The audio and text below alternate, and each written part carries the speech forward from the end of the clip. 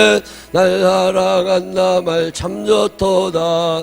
주께서 나를 사랑하니 즐겁거든 즐겁도다. 주께서 나를 사랑하니 나는 참 기쁘다. 그 속에 은혜를 저버리고 어긋난 딴 길로 가다가도 예수의 사랑만 생각하며 곧 다시 예수께 돌아오리. 주께서 나를 사랑하니 즐겁거든 즐겁도다. 주께서 나를 사랑하니 나는 참 기쁘다. 구주의 영광을 바라보며 예수의 이름을 찬양하리. 영원히 찬양할 나의 노래 예수의 이름이 귀하도다. 주께서 나를 사랑하니 즐겁거든 즐겁도다. 주께서 나를 사랑하니 나는 참 기쁘다. 주 예수 날 사랑하시오니 나 또한 예수를 사랑하네. 날 구원하시려 내려오사 십자가 위에서 죽으셨네. 주께서 나를 사랑하니 즐겁거든 즐겁도다. 주께서 나를 사랑하니 나는 참 기쁘다.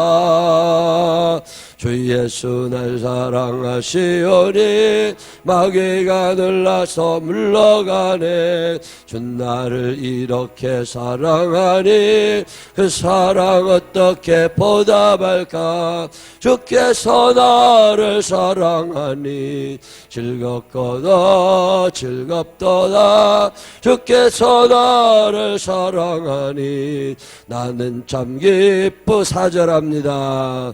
주 예수 날 사랑하시오니 나 또한 예수를 사랑하네. 날 구원하시려 내려오사 십자가 위에서 죽으셨네. 주께서 나를 사랑하니 즐겁거든 즐겁도다. 주께서 나를 사랑하니 나는 참 기쁘다. 주 예수 날 사랑하시오니 마귀가 놀라서 물러가네. 주 나를 이렇게 사랑하니 그 사랑 어떻게 보답할까. 주께서 나를 사랑하니 즐겁거든 즐겁도다. 주께서 나를 사랑하니 나는 참 기쁘다. 아멘. 사도신경으로 신앙 고백하겠습니다. 전능하사 천지를 만드신 하나님 아버지를 내가 믿사오며 그 외아들 우리 주 예수 그리스도를 믿사오니 이는 성령으로 잉태하사 동정녀 마리아에게 나시고 본디오 빌라도에게 고난을 받으사 십자가에 못 박혀 죽으시고 장사한 지 사흘 만에 죽은 자 가운데서 다시 살아나시며 하늘에 오르사 전능하신 하나님 우편에 앉아 계시다가 저리로 오서 사한 자와 죽은 자를 심판하러 오시리라.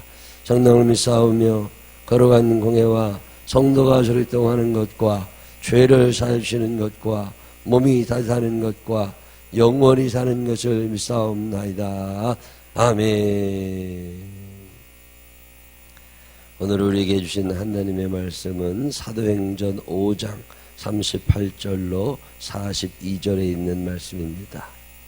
사도행전 5장 38절로 42절. 이제 내가 너희에게 말하노니 이 사람들을 상관하지 말고 버려두라. 이 사상과 이 소행이 사람으로부터 났으면 무너질 것이요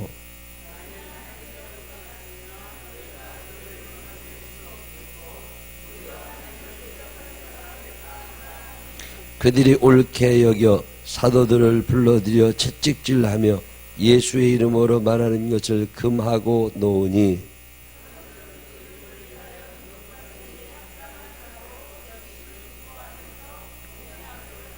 함께 읽으십니다.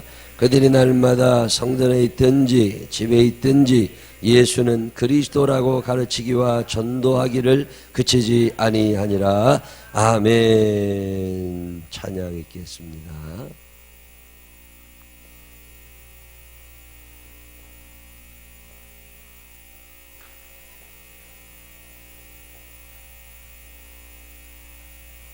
저 스카프는 폼나는 거 하나씩 하고 오셨네. 감사합니다.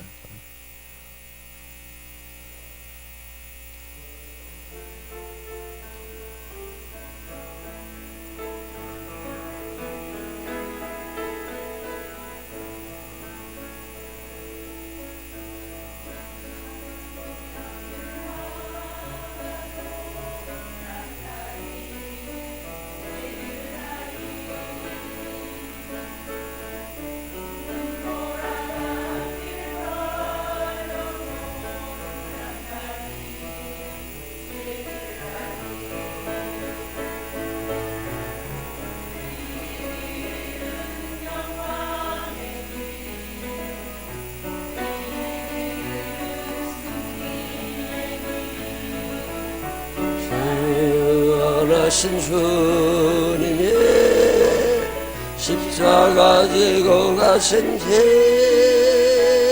나는 가리라. 주의 길을 가리라. 주님 말같이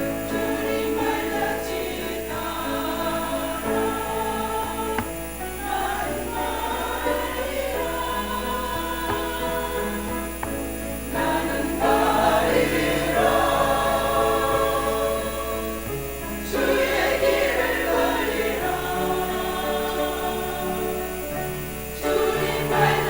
나는 가리라. 나는 가리라. 주의 길을 가리라.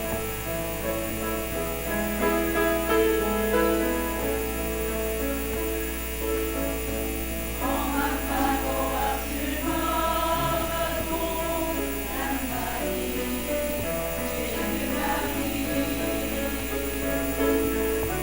모진 바람 앞을 가려도 난 가리. 길을 가리. 이 길은 고난의 길. 이 길은 생명의 길. 나를 구원하신 주님이 십자가 지고 가신 길 나는 가리라. 주의 길을 가리라. 주님 말같이 따라 나는 가리라. 나는 가리라. 주의 길을 가리라. 주님 발자취 따라 나는 가리라. 아멘.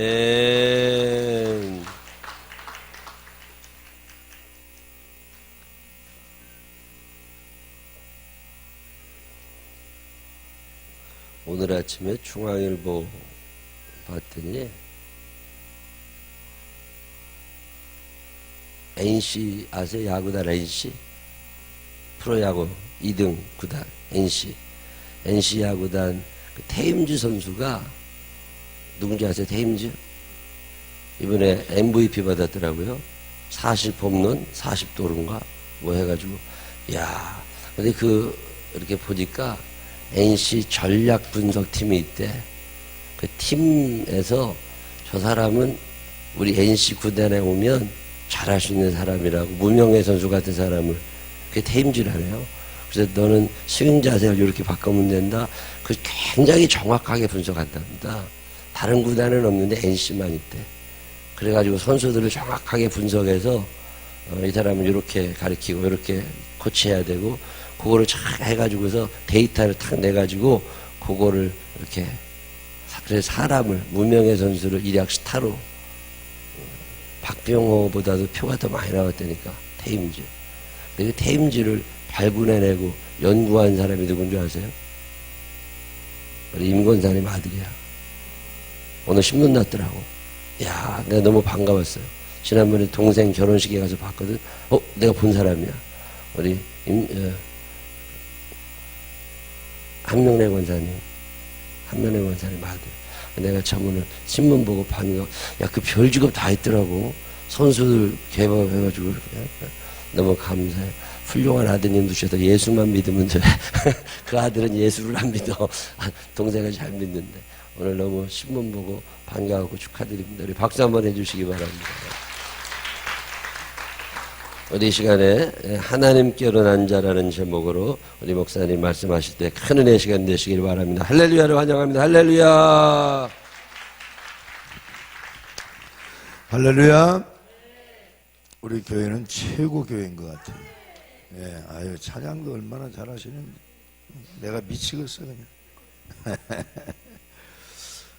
최나군 성도님 가정에서 올려주셨고요. 무명시로 김진욱 권사님께서 올려주셨고, 믿음으로 하나님께서 응답해 주실 것을 믿고 감사드립니다. 윤진경 집사님, 김명균 권사님, 김미선 권사님, 김송님 성도님 가정에서 주님 은혜 감사해서 이삼순 성도님 주의 인도하심에 따라서 당회장 목사님, 전국잔치 마지막 날입니다. 성령 충만 하심과 기름 부음의 역사가 생명나무 교회 모든 성도들이 함께하옵소서. 이민상 장로님, 이은주 집사님께서 올려주셨고, 이강일 성도님 옳은 길 가게 하옵소서 올렸고요. 남편을 믿음의 가정으로 세워주소서. 윤정희 성도님, 하나님 아버지 감사합니다. 소원입니다. 새 사업을 시작했습니다. 이제 막 단계에서 왔습니다. 도와주세요. 주님 도와주세요. 유정순 아들 이유일 드렸고요. 잘 될 줄로 믿습니다. 주님께 모든 것이 감사만 되게 하소서. 주승복 성도님 가정에서 나의 하나님 감사합니다. 김비호 집사님, 주님의 뜻 안에서 바르게 성장하는 교회와 가정이 되게 하소서. 허윤아 사모님께서 올려주셨고, 성령 충만케 하옵소서. 이원규 목사님, 천국 백성 되게 하여 주옵시고 은혜 충만 성령 충만케 해주시기 기도드립니다. 안희숙 집사님, 이경민, 이소정, 이소연 삶의 동행 인도해 주옵소서. 이경민 성도님 가정에서 성령님 임재하여 주셔서 저를 주목하여 주옵소서. 황정순 집사님, 주목은 내가 해야 돼요. 하나님 항상 우리 보고 있으니까 내가 해야 돼요. 예수도 알기 원하네 윤수길 성도님 가정에서 예수 사랑 윤환희 성도님 가정, 주님의 사랑의 주님 이 가정에 속한 모든 자녀들이 삶의 장자의 복을 받는 믿음의 자녀로 인도하여 주옵소서. 서일심 권사님께서 홍기선 성도님 가정, 이신우 성도님 가정에서 올려주셨고, 이승학 성도님 가정, 하나님을 아버지라 부른 딸 이상수 권사입니다. 드려주셨고, 오직 주님께 더 가까이 다가가길 소망합니다. 김상균 권사님, 영원히 잘되고 범사가 강건케 하소서. 김대희 성도님, 은혜 감사의 김정림 성도님, 성령님 감사합니다. 김대희 성도님 가정에서 함께 하시는 하나님께 감사합니다. 백순숙 성도님, 하나님의 소원 이루어지게 하옵소서. 이만수 장로님, 하나님 예수님 이 땅에 보내주셔서 영원한 생명 얻게 해주시니 감사해서 진광희 성도님, 주님 아시지요 사정을. 이영광 청년이 올려주셨고, 금년 송구영신 예배 때에는 500명이 참석할 수 있도록 축복하여 주시기를 소원합니다. 이문승 권사님 믿음대로 될지어다. 한번 기도합니다. 사랑하시는 아버지, 우리의 생명나무 교회가 얼마나 복되고 감사한지 집회하는 기간 동안에 내내 가물었던 대지 위에 이른 비와 늦은 비와 같이 촉촉한 비를 주셔서 아버지 참으로 농민들의 마음이 너무 아프고 힘들었지만 이렇게 해가를 주시고 이루하여 주신 하나님을 찬양합니다. 오늘 이 아침에도 우리 마음속에도 참으로 은혜의 단비가 가득 내려질 수 있도록 인도하시고 우리의 인생의 고뇌가 변하여 기쁨과 감사 찬양이 될 수 있도록 우리 주님 인도하여 주옵소서. 특별히 한 주간 동안 하나님께서 복 주시기 원하여 아버지 우리 생명나무 교회 위에 잔치로 베풀어 주셨는데 매 시간마다 아버지 힘들고 어렵다 할지라도 일손 내려놓고 주님 앞에 나와 잘 섬기는 종들을 축복하여 주옵소서. 아브라함, 이삭, 야곱이셨던 장자의 축복이 임하여져서 건강도 물질도 자녀도 모든 범사가 형통하는 역사가 일어나게 하시고 이 교회에서 큰 거부 기업가들이 많이 배출될 수 있도록 아버지 도와주시옵소서. 탁월한 지혜를 구하게 하시고 말씀 붙들고 승리할 수 있도록 인도하여 주시고 무엇보다도 우리 귀한 담임 목사님, 이구용 목사님을 붙들고 아버지 하나님 주님께서 제시한 땅을 갈 수 있는 영적인 귀한 성도들이 다 될 수 있도록 아버지 도와주옵소서. 한국 땅에 우리 귀한 이구용 목사님 세워주시고 사모님 아버지 하나님 세워주신 것을 감사합니다.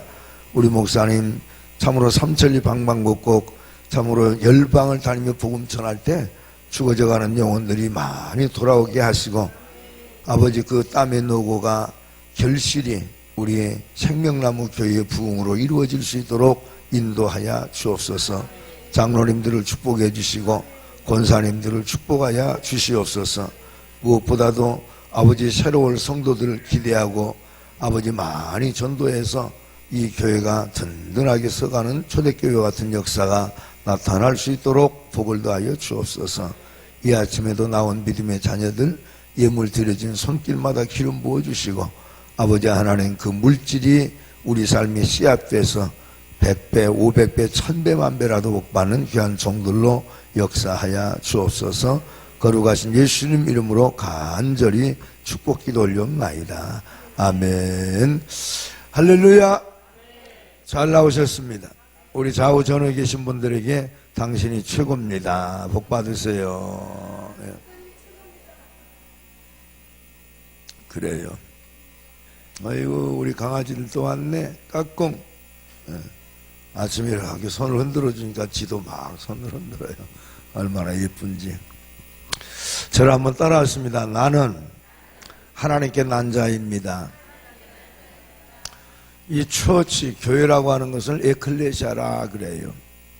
이 에클레시아는 무슨 뜻을 가지고 있느냐면 하나님의 일을 하기 위해서 모인 무리다 그렇습니다. 그러니까 우리는 단순히 복받아서 잘 살라고 이게 나온 것이 아니고 하나님의 일, 생명의 일을 하는 우리 영적인 일꾼들이에요.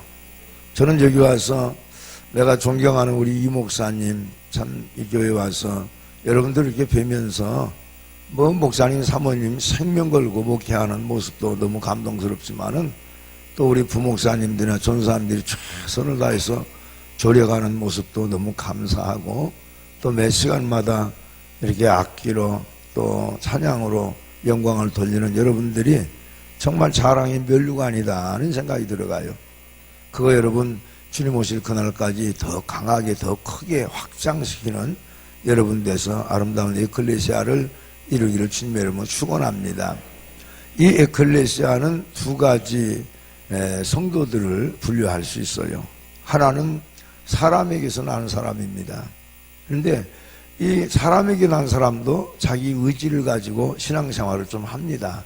뭐 재산을 툭툭 털어서 교회 성전을 짓기도 하고 새벽기도도 나오고 하는데 어느 순간에 악한 영이 역사해서 우리의 감정을 조금 상하게 하면 그것이 그만 교회에 데미지를 줄 수 있는 동기부여가 돼버리고 맙니다. 그래서 이 사람도 아프게 하고 저 사람도 아프게 하고 목사님 사모님들이 얼마나 힘들게 하는지 몰라요. 한국 교회가 바로 그 특징이에요. 나는 그래서 늘 우리 교회 성도님들에게도 그런 얘기합니다. 당신이 성령의 사람이고 당신이 만약에 하나님께로 난 자라면 감정 컨트롤을 잘해라 그래요. 감정 컨트롤. 늘 십자가에다 옷을 박아야 됩니다. 그래서 이 사람이 아무리 교회 안에서 최선을 다해서 일을 한다 할지라도 사람에게 난 사람은 사상두각처럼 무너져요. 사상두각이라고 하는 거 잘 아시죠? 모래 위에 세운 집이라고 말이야. 아이고 저 사람 참 너무 열심히 해. 정말 신앙이 좋아. 근데 사람께로 나면 금방 와르르 무너져서 어느 날 보면 흔적조차 없이 사라지고 많은 교회에 데미지를 주는 그런 경우들이 많아요. 근데 오늘 우리 생명나무 교회에 와서 저는 제 나름대로 최선을 다합니다. 최선을 다해서 제가 첫날 그런 얘기했죠. 내가 여기서 죽으려니까 장례는 여러분이 치라고. 그게 그냥 하는 얘기 아니에요. 왜 그러냐면 여러분들은 그럴 만한 가치가 있는 하나님의 사람들이에요. 그래서 저는 최선을 다해서 섬기려고 이렇게 생각을 하면서 여러분들의 그 영적 생활 이렇게 하는 모습을 참 보니까 너무 감동스러워서 이 교회가 장래에 한국 교회를 주도하고 세계 열방을 깨울 수 있는 복음의 메카가 될 수 있겠구나 하는 생각이 들어요. 꼭 그렇게 되시기를 바랍니다. 그런데 이런 사람은 하나님께로 난 사람은 평상시에도 여러분 그 빛을 발할 수 있지만은 만약에 교회 안에 어려운 환난이나 어려운 고통들, 경제적인 그러한 힘든 일들이 있다 할지라도 그럴 때일수록 더 강하게 뭉쳐진다는 거죠. 그래서 아무리 핍박이 오고 어려운 일이 온다 할지라도 무너지지를 않아요. 그리고 더 감사한 것은 하나님의 일을 하기 위해서 모이는 그 무리들이 어려움을 많이 겪을 때는 하나님이 반드시 길을 내요. 반드시 길을 내서 그 교회를 구원하신다는 거예요. 지금 오늘 그 본문에 나오는 그 사건 전모가 어떤 것이냐면 오순절 마가 다락방에 성령 받았던 120명의 문도들을 비롯해서 속사도들 70명들과 그리고 교회를 오순절 마가 다락방에서 개척을 하잖아요. 그런데 정말 그 엄청난 그 미라클 기적들이 많이 나타났다는 거예요. 그러다가 보니까 종교적인 지도자들을 통해서 핍박이 오기 시작하는데 그 이유가 왜 그러냐면 바리새인들, 율법사, 서기관, 제사장들이 자기 입지들이 점점점 좁아져 버린 거예요. 이들에게는 하나님의 사인이 증거들이 이렇게 나타나는데 그러다가 보니까 그것을 더 우리가 보조해주고 더 전도할 수 있도록 만들어줘야 되는데 그 때문에 오히려 제자들이나 많은 속사도들을 붙잡아다가 두들겨 패고 능력을 막 가하기 시작한 거예요. 감옥에다 쳐넣기도 하고. 그래서 역사적 배경을 보면 우리가 요한 사도 요한만 빼놓고는 다 순교해서 죽습니다. 70명 속사도들도 남김없이 모조리 죽어요. 그 발자취를 우리가 따라가서 보면. 그래서 이 교회는 바로 피의 재단이라고 그래요. 선열들 참 우리 믿음의 조상들이 많은 피를 흘려서 우리가 아름답고 편안하게 신앙생활하는 것이 할 수 있는 것이 얼마나 감사한지 모릅니다. 자, 그런데 초대교회가 그렇게 아픔을 많이 겪고 있을 적에 하나님은 뒷짐을 지고 계신 것이 아니라는 얘기죠. 어느 날 하나님께서 보내는 사람이 있었는데 그 사람이 누구냐면 소위 가말리엘이라고 하는 사람이에요. 그 가말리엘이라고 하는 사람이 그 시대에 1세기 때 어떤 사람이냐면 우리는 전 세계적으로 역사적으로 가장 최고의 석학들을 소크라테스, 아리스토텔레스, 스토익 이런 사람들을 얘기합니다. 그런데 그때 동시대에 소크라테스는 예수님 오시기 전 400년 전에 왔던 그러한 철인이지만은 그 이후에 아리스토텔레스나 스토익이나 이런 사람들이 그 엄청난 그 지적인 그리고 세계 철학을 주도했던 사람인데 거기에 버금갈 정도로 굉장한 석학이었다는 거죠. 그래서 유대 사회에서는 가장 지식적인 측면에서 존경받았던 사람이 가말리엘인데 거기 문화생이 누구냐면 여러분 놀라지 마십시오. 바울이에요. 바울이 바로 가말리엘에게 많은 그러한 지식을 습득을 했던 대단한 그런 지식파지요. 근데 가말리엘을 하나님이 보내시는 거예요. 그리고는 그 종교 지도자들이 핍박했던 그 제자들을 보면서 뭐라고 얘기를 하냐면은, 야, 너희들 저 사람들 건들지 마라. 저 사람들을 건들면 오히려 너희가 하나님을 대적할 수 있는 그런 일이 되고 말 것 같다. 그 이유가 뭐냐면은, 만약에 사람에게서 났다면 사상도각처럼 무너져 내릴 텐데, 만약에 그렇지 않으면 너희가 저 사람들이 하나님께로 왔다면 너희가 하나님을 핍박을 하고 하나님을 대적하는 자가 되지 않겠느냐. 그리고 그들을 권면했을 적에 그들이 그 말을 옳게 여기고 바로 제자들을 능력을 당하게 해서 나중에 전부 다 풀어주는 그런 역사가 일어나는 거예요. 자, 그러면은 하나님께로 난 자는 그 스티그마가 뭐냐면 무너진다는 거죠. 그런데 죄송합니다. 사람에게 난 자는 무너진다는 거죠. 근데 하나님께로 난 자는 어려움이 오면 올수록 여러분 더 커지고 더 강해지고 더 역사가 일어난다는 거예요. 오늘 여러분이 꼭 그렇게 되시기를 주님의 이름으로 축원합니다. 그러면 정확하게 하나님의 사람들이 그 영적인 그 흔적이 어떻게 나타날까요? 우리 다 같이 오늘 본문 39절로 한번 돌아가 보겠습니다. 자, 39절을 다 찾으시고 우리 큰 소리 한번 읽어볼까요? 시작.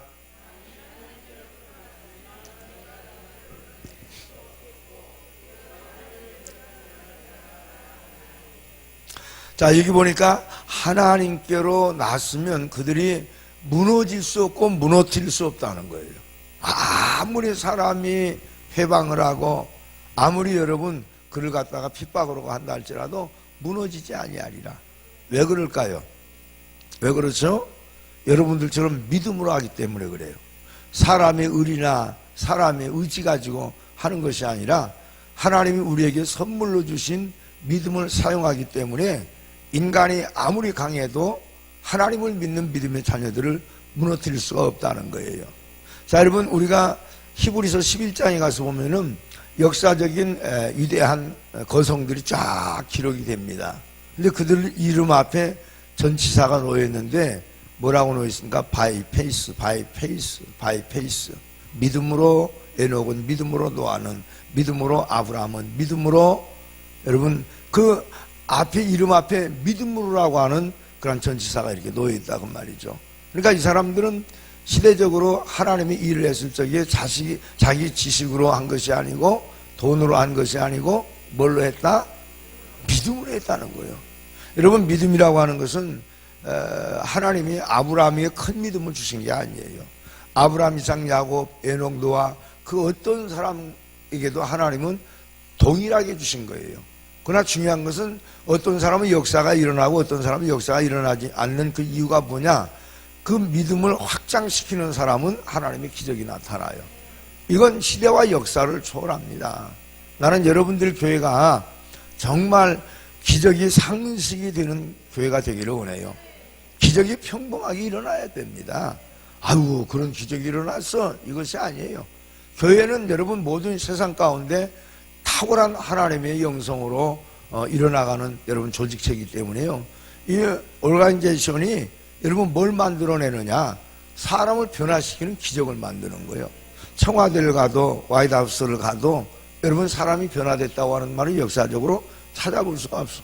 근데 우리 생명나무 교회에 나오신 분들은 아침이 달라지고 저녁이 달라지고 점심이 달라지고 왜 그래요? 믿음이 있으니까. 믿어지시면 아멘. 근데 놀라운 사실은 그 믿음을 사용해서 영적 생활을 하는 사람들은 여러분 어떻게 남고 있습니까? 환란이 와도 무너지지 않아요. 참 기가 막히죠. 그래서 사도 바울 선생님 이 부분을 당신이 겪었던 일들을 통해서 고백을 하는데 환란이나 위험이나 기근이나 적시나 칼이나 그 어떤 것으로도 하나님 사랑 가운데 나를 끊을 자가 없으리라. 믿어지십니까? 참 놀라운 일이에요. 사실은 우리가 평범했을 적에 보면 우리 장로님, 권사님, 집사님들 그 모습들이 여러분 어떻습니까? 별로 믿음이 없는 것 같아 보일 때도 없지 않아 있어요.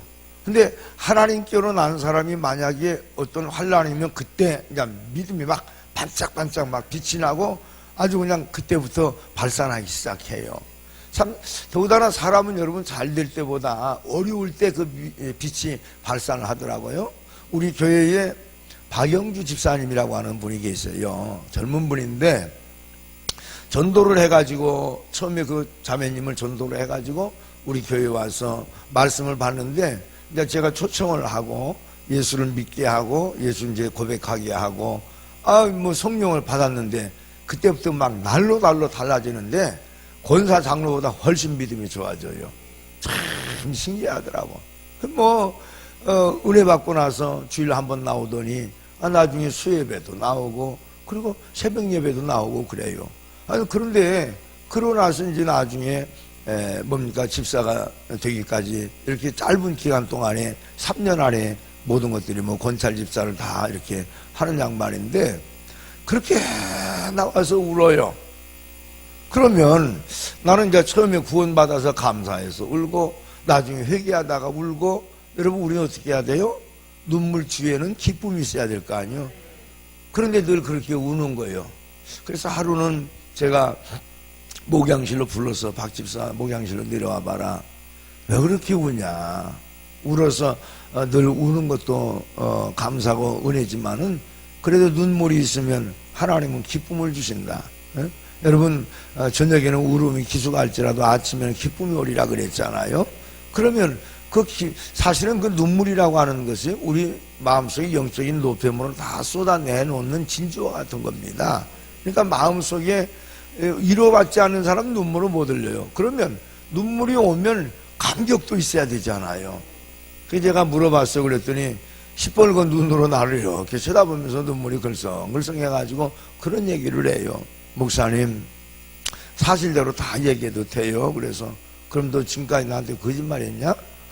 사실대로 다 얘기해봐라. 그랬더니 하는 얘기가 우리 신랑 때문에 그래요. 그 신랑이 잘생겼어요. 이게 꼭 잘생긴 것들이 꼴값을 한다니까. 아주 잘생겼는데 안산시청에 다니는 과장급 계열이에요. 그러니까 실력도 좀 있고 말쑥하고 사람이 괜찮아요. 그런데 자기 신랑이 처음에 그러더래요. 교회를 나가니까 영 못마땅히 여기면서 주일날만 나가라. 가서 예배 한번 드리면 됐지. 네가 사 먹을 것도 아니고 못 났다고 그렇게 새벽에도 가고 막 수요일날도 가냐. 못 가게 하더래요. 그러니까는 이 양반은 은혜가 왔으니까 그 말을 들어주겠어요. 새벽에도 갔다가 그저 눈물 흘리고 돌아오고 그러다가 은혜 받으니까 금요 철학까지 다 나오니까 나중에 술을 먹고 행짜를 부리기 시작하는 거예요. 너 교회 가지 마. 너는 교회 가서는 안 돼.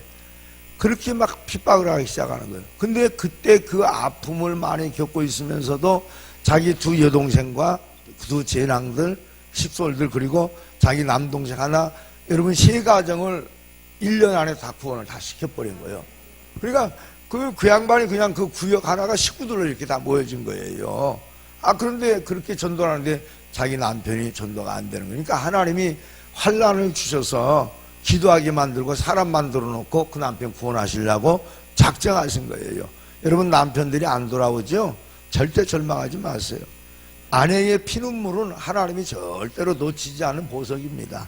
할렐루야. 그러고 하는데 하루는 와가지고 금요철학까지 나가보니까 애가 둘이에요. 그때만 해도 애들을 안고 등에다가 업고 교회 나와가지고 철학을 막 1시까지 하고 그러고 돌아가니까 안 믿는 남자가 뭘 좋아하겠어요. 막 때려부시고 하루는 그러더래요. 너 그렇게 금요일날까지 가서 너 가는데 너 도대체 그 목사 그 새끼하고 뭔 짓거리 하냐. 내가 소용복 목사 그 새끼 만나면 패 죽여버린다고 그래라. 내가 뭘 잘못했다고. 응? 내가 영혼 구원시켜준 것밖에 여러분 더 있습니까? 그리고 제가 그랬어요. 웃으면서 박집사 한 번만 당신 남편이 그런 얘기하면 우리 목사님도 사모님 예쁜 사모님이 한 분 계시는데 목사님 얘기하는데 그 예쁜 사모님도 골치 아파 죽겠단다. 근데 너까지 내가 어떻게 책임지냐 그렇게 얘기하더라. 그렇게 꼭 전해라 그랬어요. 그러고 나서 몇 개월 있다가 웬일입니까? 그 남편이 왔어요. 우리 교회를 맨 뒤에 앉아가지고 비웃는 눈처럼 그렇게 앉아있어. 그럼 오거나 허거나 말거나 믿음이 없으니까 어떻게 합니까? 성령님 인도해 주시라고 제가 말씀을 들어가는데 자세가 슬슬 달라지기 시작하는 거예요. 그러더니 발 딱 끄고 팔짱 끼었던 팔이 다 부러지고 발을 내렸더니 고개를 끄덕끄덕해. 이거는 우리 믿는 사람으로 번역을 한다면 아멘 하는 거예요. 이? 아멘, 아멘 이런 거예요. 그래 나 속으로 저 스키가 깨지는구나. 그러고 나서 목양실로 내려왔어요. 조금 있다가 자기 마누라가 그 남편을 데리고 왔어. 그래서 내가 책상에서 뻘떡 일어나서 그랬어. 아이고 나 큰일 났다, 나 큰일 났다. 서영복 목사 오늘 제삿날이네. 아이고 큰일 났다 그랬더니 박수를 치고 막 박장대소 그러고 들어오는 거예요. 그리고 내 손을 덥석 잡더니 그래요. 목사님, 내가 1시간 예배 드리다가 보니까 왜 우리 마누라가 이 교회를 좋아하는지 내가 알겠습니다. 내가 안심하기로 했습니다. 그러니까 안 믿는 사람은 지 마누라 데리고 가서 뭔 짓거리 하는 줄 아나 봐, 이 스키가. 우리 교회에서 안수 집사까지 잘 받고 얼마나 그 형제들까지 구원시켜가지고 오산시청으로 갔다가 남양주로 갔다 그러는데 그 먼 데서도 이렇게 오는 그런 모습을 보면서 나는 그 박영주 집사라고 하는 그분이 그렇게 사랑스러울 수가 없어요. 정말 너무 예뻐. 왜냐하면 만약에 그 남편이 힘들고 어렵게 했을 적에 에이구 그냥 천천히 나가지 뭐 나중에 좀 하나님 역사하면 새벽기도 그때 나가면 되겠지 뭐 그랬더라면 그 가정 절대 구원 못 시킵니다. 근데 그 가정 전체 구원을 다 시켰어요. 나는 그것을 보면서 하나님께로 난 자는 유약하다 할지라도 연단을 줘서라도 하나님은 강하게 만드시는구나. 할렐루야. 오늘 꼭 이렇게 하시길 주님 여러분 축원합니다. 그러면 중요한 것은 이 에너지가 어디에서 오는 거예요? 환난 핍박은 여러분 죽음을 불사하는 거거든요. 그러니까 그때 당시 바리새인들 율법사 서기관 사람들은 무서운 사람, 성령 받지 않고 신앙생활하는 사람이 가장 무섭습니다. 막 여러분 스데반 돌로 때려 죽이잖아요. 그리고 사울 같은 사람도 스데반에 돌 맞아 막 두개골이 깨져 죽고 창자가 터지고 뼈가 부러지고 하는데도 불구하고 저놈 당연히 죽어야 된다. 여러분 죄를 떠나서 인간은 그렇게 잔인할 수가 없잖아요. 근데 성령 받지 않고 여러분 영적 생활하면 어떤 일이 벌어지느냐? 사탄이 역사해보니까 그렇게 잔인해지는 거예요. 우리 기독교인들이 좀 조심해야 될 이유가 하나 있습니다. 그게 뭐냐면은 만약에 우리가 어떤 일에 오해를 갖잖아요. 그런데 세상 사람은 오해를 했어도 그냥 풀어버리더라고 말이에요. 맥주 한 잔, 그죠? 막걸리 한 잔이면 풀어집니다. 근데 우리 믿음의 사람이 한번 딱딱 삐뚤어져 버리면요.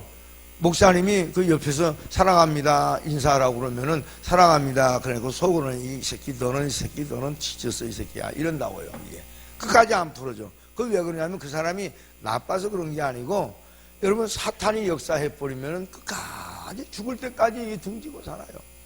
우리 기독교인들이 이걸 알아야 돼요. 그래서 어려운 일이 있을 때일수록 사람의 감정을 정말 핸들링을 잘해야 돼. 예? 여러분 한번 잘 생각해 보세요. 교회 안에 나와서 이유 없이 짜증나는 사람이 있어. 이유 없이 미워지는 사람이 있어. 내가 한번 여쭤볼게요. 그거 성령이 역사한 겁니까? 악령이 역사한 겁니까? 그거예요. 그걸 깨달아야 돼. 그럴 때는 툭툭 다 털고 가야 됩니다. 아버지 사랑할 수 있는 마음을 주시옵소서. 어떤 사람 그렇게 미워하는 사람은 옷 입는 것도 싫어해. 아니 네가 옷 사줬냐고. 그냥 냅둬. 빨간 걸 입건 노란 걸 입건 빤스를 머리에다 뒤집어 쓰고 오건 뭐 그렇게 신경 씁니까? 우리는 넉넉하게 여러분 그렇게 살아야 되는데 근데 이런 힘들을 우리가 어디에서 공급받아야 되느냐? 참 놀랍습니다. 자, 오늘 본문으로 돌아가서 41절을 한번 보겠습니다. 그들의 모습이 어떻게 됐는가? 자, 41절을 다 같이 읽어볼까요? 시작.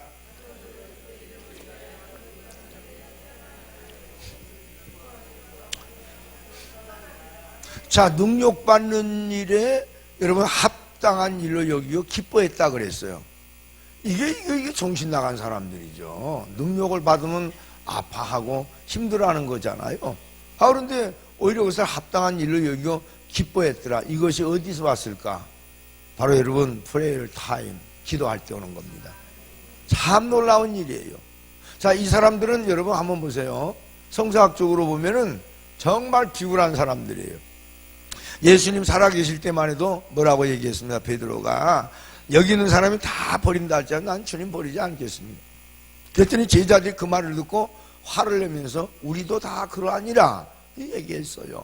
근데 마지막 예수님께서 어떻게 했어요? 십자가에 못 박아 돌아가시고 붙잡혔을 적에 한 명도 없이 다 도망갔던 겁쟁이들이에요.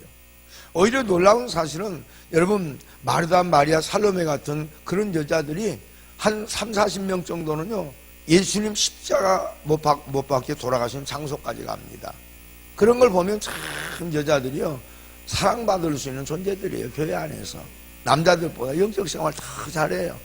어떤 때 보면은 나 우리 교회 우리 권사님들 목사 안수 주고 싶어요. 얼마나 열심히 하는지 너무너무 귀하고 사랑스럽고 할렐루야. 자, 그런데 그 에너지가 어디서 왔어요? 그렇게 비굴하고 그렇게 비겁자들인데도 불구하고 다 도망갔던 사람인데 이제는 달라졌더라 그 말이에요. 그게 뭐냐면 오순절마가 다락방에 생명 걸고 열흘 동안 간절히 기도했을 적에 불의 혀같이 갈라지는 성령 역사가 초림 역사가 나타났단 말이에요. 그러니까 이건 뭐냐면 기도하다가 받았던 성령의 영적인 스피리추얼 파워 그 힘이었다고 말이죠. 그러니까 교회 안에서는 기도하지 아니하면 일꾼이 될 수가 없는 거예요.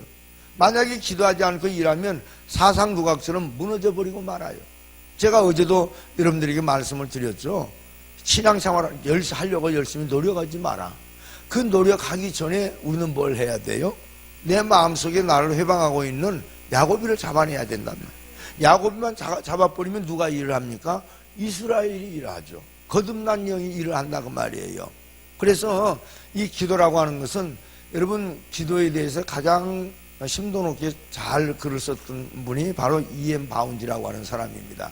이분이 기도라고 하는 책을 한 15권 썼는데 모조리 그 책을 제가 다 읽어보면서 제 가치관이 바뀌어져 버렸어요. 그런데 거침없이 기도하라라고 하는 그 책에서 뭐라고 얘기를 하느냐 하면은 당신이 하나님께 나와서 기도한다면 그것은 당신은 소망이 있는 사람입니다. 자, 하나님께 소망을 주지 않는 사람은 교회를 나와도 기도하지 않아요. 자, 여러분 한번 고아들을 한번 잘 보세요. 고아들은 여러분 자기를 도와줄 사람이 없다라고 하니까 도움도 요청도 안 합니다. 울지도 않아요. 달래줄 사람이 없기 때문에. 그런데 만약에 부모가 있는 자녀들은 어떻습니까? 조금만 아픈 일 있으면 엄마 하고 울어요. 왜? 엄마가 소망이 되니까. 배가 고프면 엄마 하고 울어요. 왜? 엄마가 밥 먹여주니까. 바로 소망이 있는 자녀들이 소리를 낼 줄 안다 그 말이에요. 믿어지시면 아멘 합시다. 소리 낼 줄 아는 사람, 이것이 바로 능력을 이길 수 있는 에너지를 공급받는 거예요. 지금 여러분 잘 우리는 모를 수 있어요. 그런데 기도를 많이 축적을 해놓으면 어떤 일이 일어나느냐, 환난 때에 무릎 꿇을 시간이 없습니다. 우리는. 그렇죠? 근데 평소에 기도의 적금을 많이 들어놔야 돼요.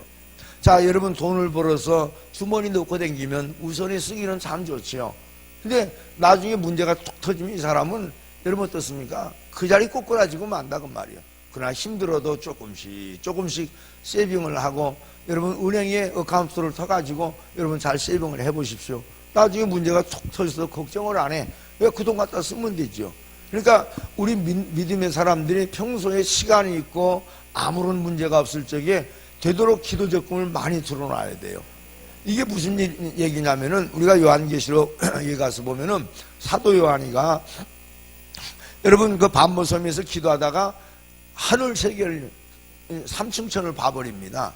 그런데 놀라운 것은 요한계시록 4장 5절 이후에 쭉 이렇게 가서 보니까 신기한 거는 24장로들은 누구 얘기합니까? 순교자들입니다. 순교자들이 대표자들이에요.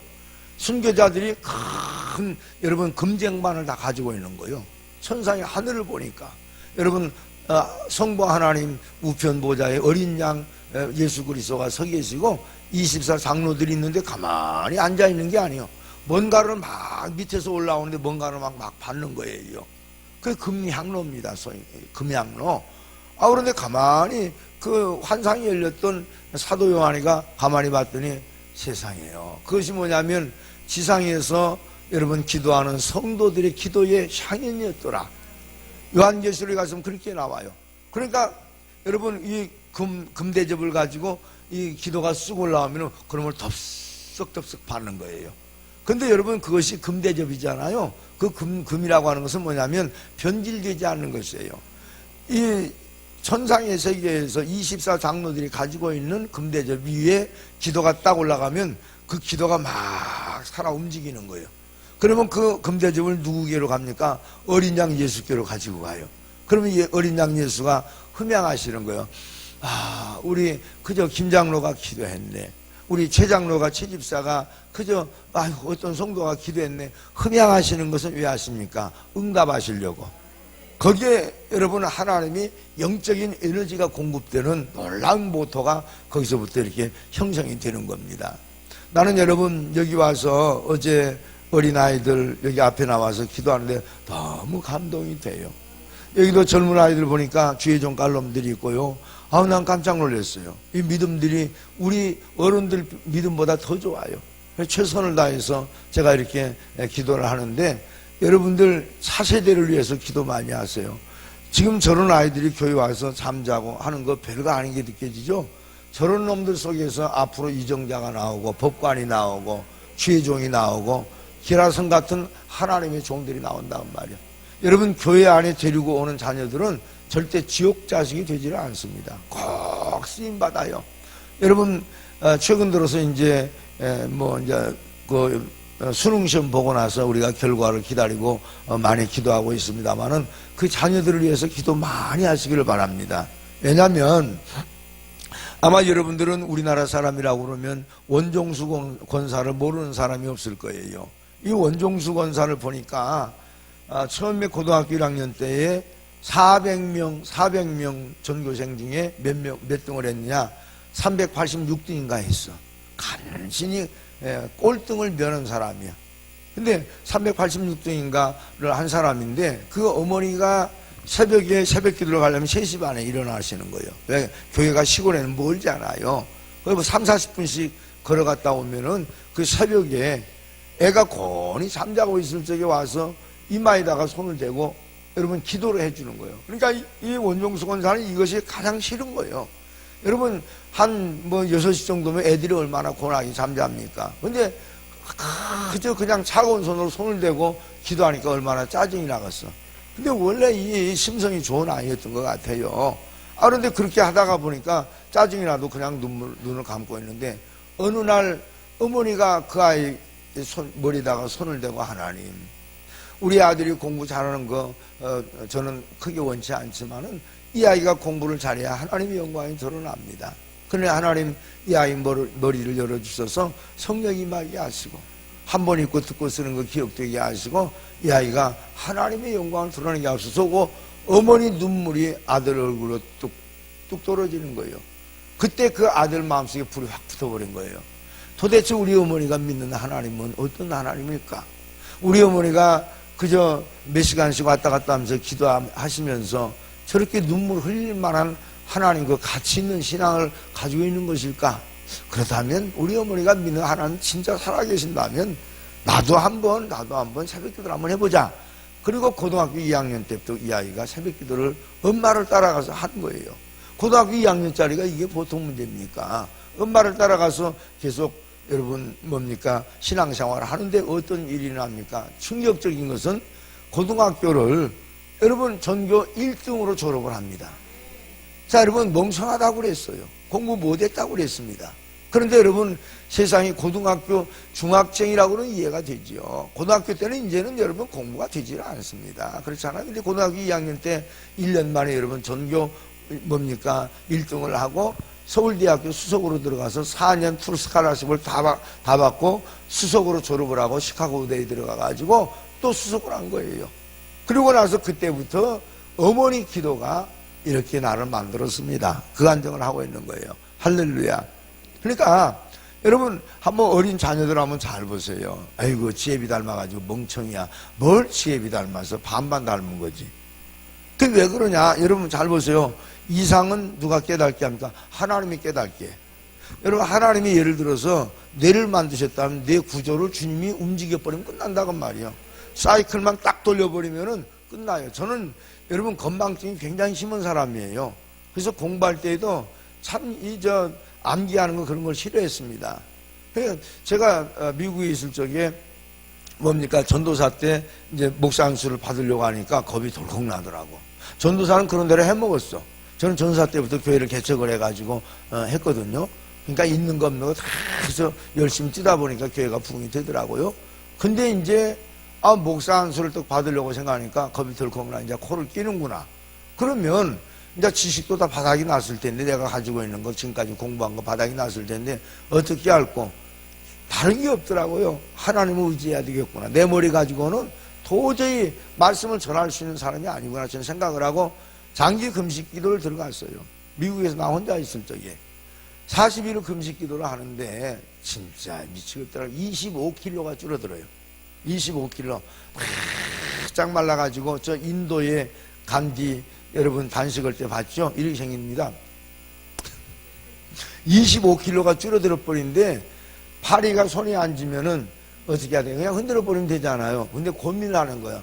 이 파리를 쫓아야 될 것인가 말아야 될 것인가. 그러다가 결론을 어떻게 내리면, 파리 네가 먹어봤자 얼마나 먹겠냐, 냅둬라. 너무나 움직이는 것도 귀찮으니까. 근데 충격적인 것은, 그렇게 제가 기도하면서 5가지 기도 제목을 가지고 갔어요. 그런데 39일째까지도 응답을 안 주세요.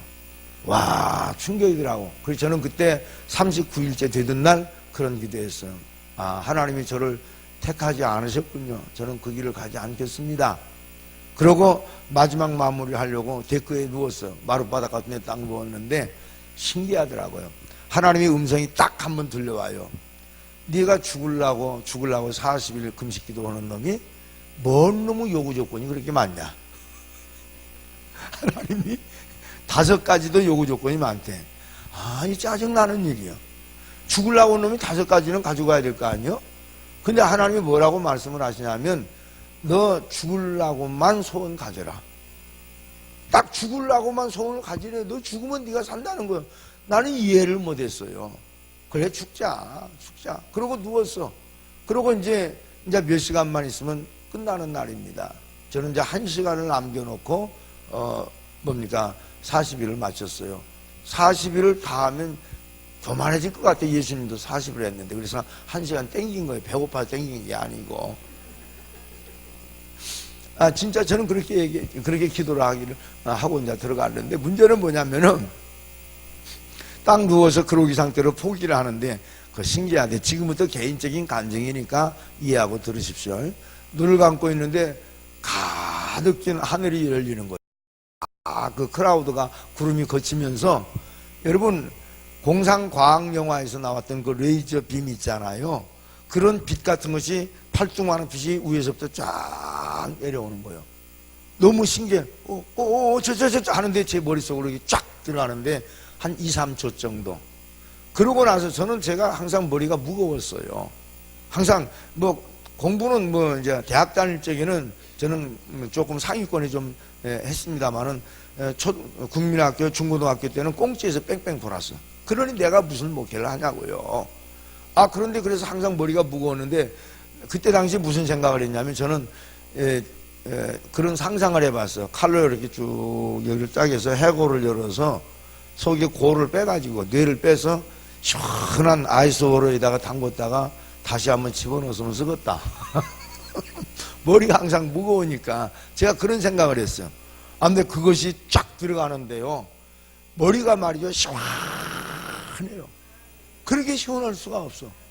그게 벌떡 일어났는데 그것이 불과 2, 3초 안에 이루어졌던 것들이요. 자, 그런데 놀라운 역사가 일어나요.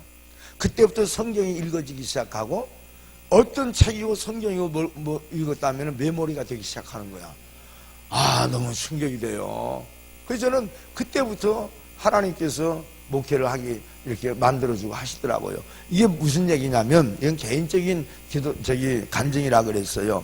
내가 머리가 나쁘다, 또 우리 자식들이 머리가 안 좋아요, 공부 못한다, 그게 아니에요.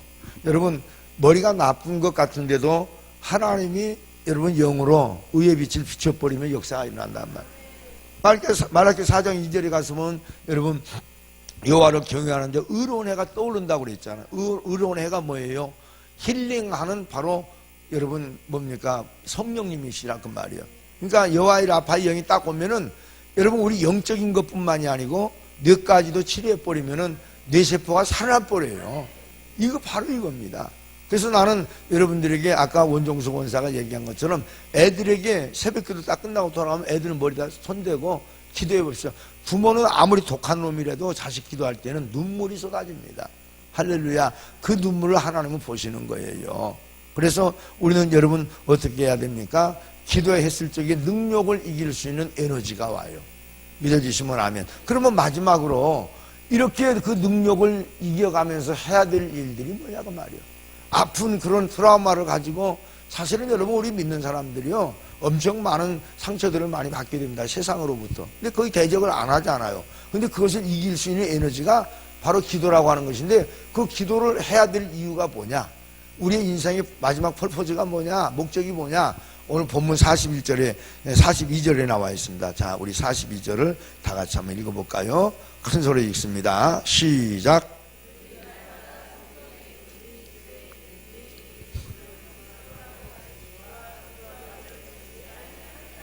아멘. 여러분 바로 뭘 얘기하는 거죠? 예수는 그리스도라, 메사야, 기름 부은 자라고 하는 것을 가르치는 거예요. 여러분 가르치지 않으면 신천지 이단이 나와요.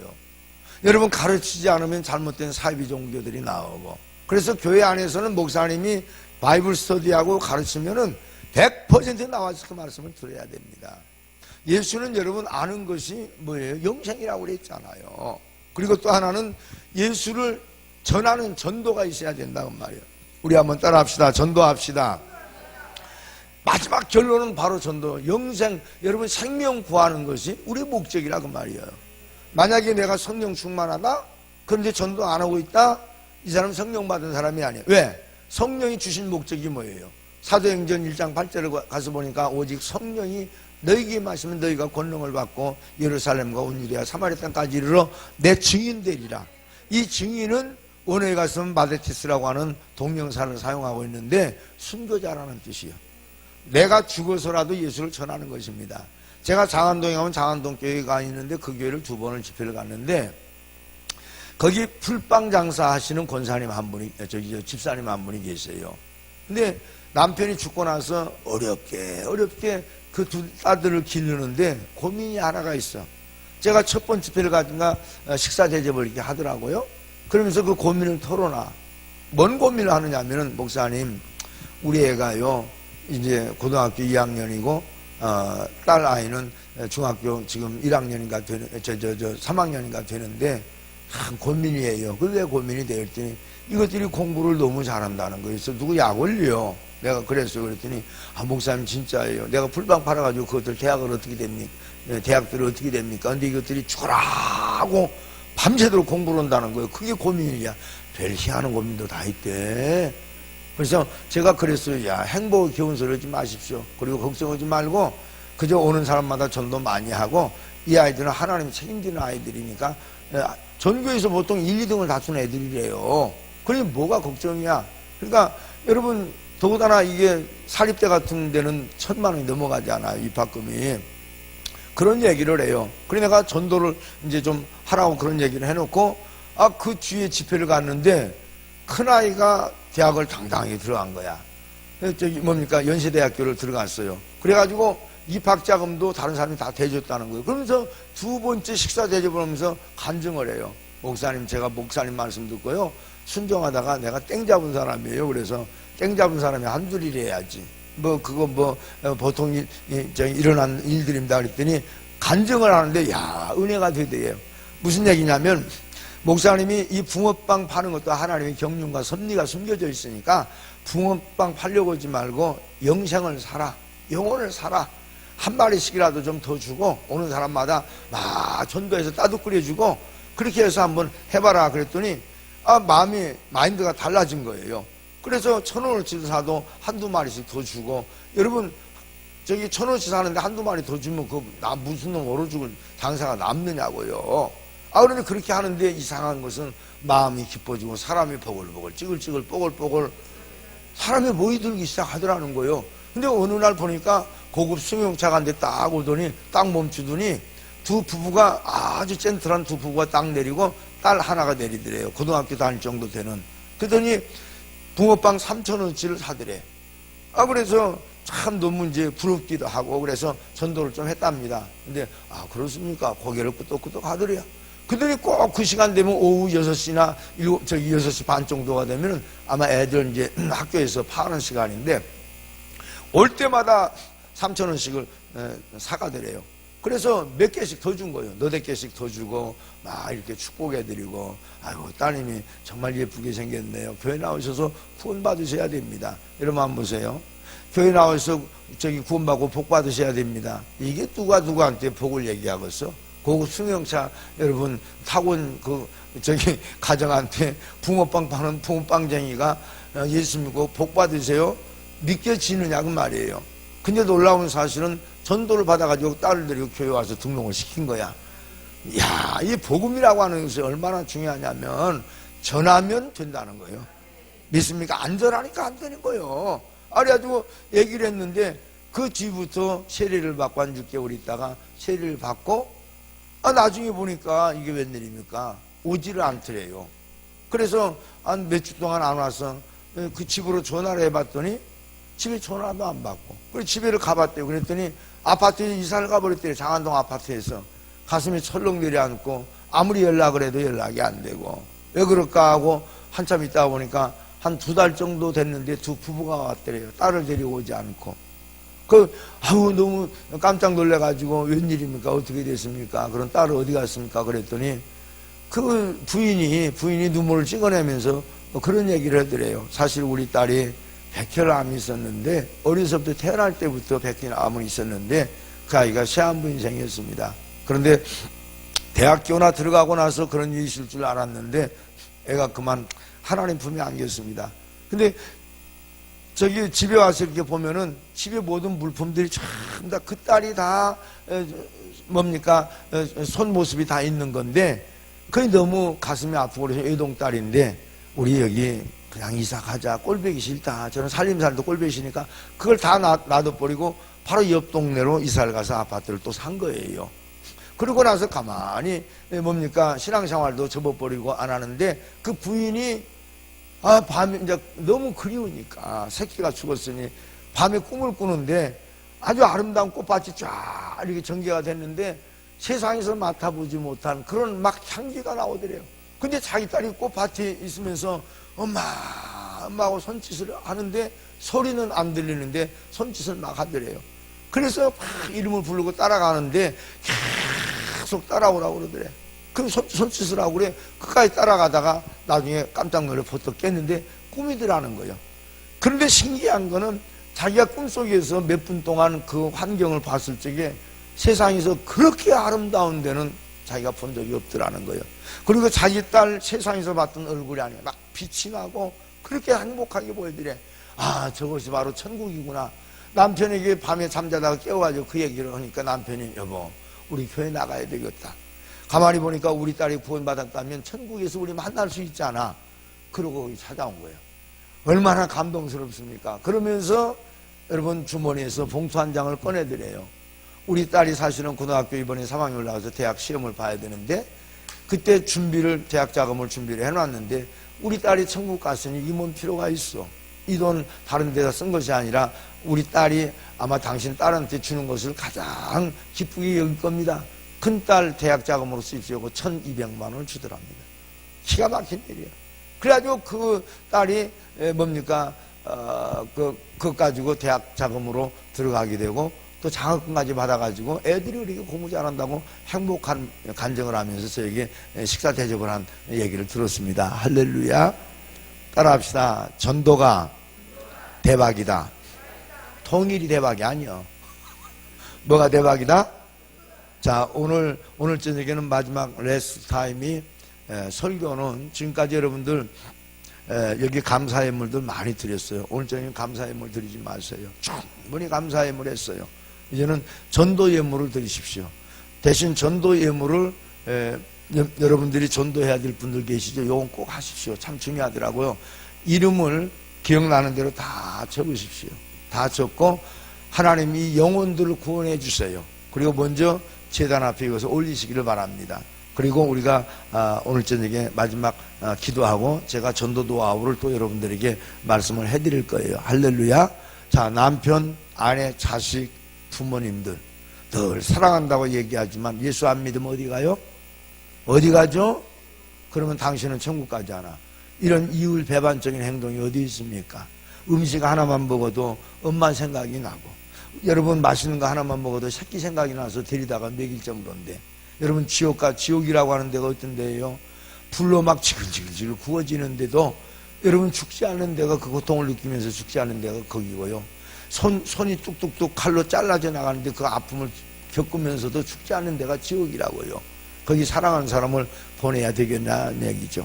오늘 여러분들이 정말 기도하시면서 준비해서 하나님 앞에 정말 내 가족, 내 식솔들, 내 친지들 다 구원시키는 나와 여러분 돼서 하나님께로 남자로 복받는 나와 여러분 되시기를 주님의 이름으로 축원합니다.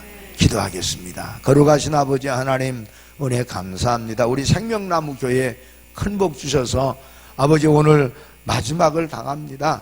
장시간 동안 우리가 말씀을 들었지만 해야 될 일을 들은 줄로 믿사오니 오늘 저녁에 참으로 하나님 아버지 예물 드릴 적에 전도 예물 드리고 다 구원시키는 하나님의 자녀들로 복을 더하여 주시옵소서. 거룩하신 예수님 이름으로 간절히 축복 기도 올려옵나이다.